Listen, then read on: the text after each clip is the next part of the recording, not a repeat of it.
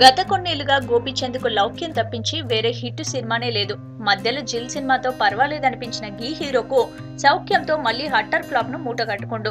ఆ తర్వాత జ్యోతి కృష్ణతో ఆక్సిజన్ సినిమాను షురూ చేసినా ఎందుకో ఈ సినిమా 3 అడుగులు ముందుకేస్తే 6 అడుగులు వెనక్కన్నట్టు తయారైంది. ఈ గ్యాప్ లనే గోపీచంద్ బి గోపాల్ డైరెక్షన్ లాగిపోయిన సినిమాను మళ్లీ పట్టాలెక్కించిండు. అంతేకాదు ఇప్పుడు ఈ సినిమాకు 6 అడుగుల బుల్లెట్ అనే టైటిల్ కన్ఫర్మ్ చేసిండు. ఈ టైటిల్ గురించి సెపరేట్ గా చెప్పాల్సిన పనిలేదు.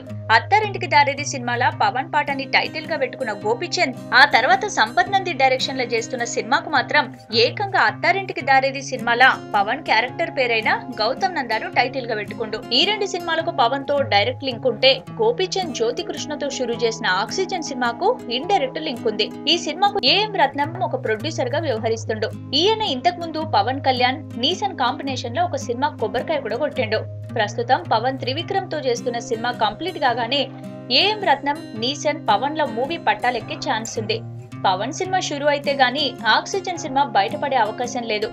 ఈ రకంగా గోపీచంద్ 3 సినిమాలకు పవన్ కళ్యాణ్ కు లింక్ ఏర్పడింది. మరి పవన్ లింక్ తోనైనా గోపీచంద్ హీరోగా సక్సెస్ అందుకుంటాడా లేదా అన్నది చూడాలి.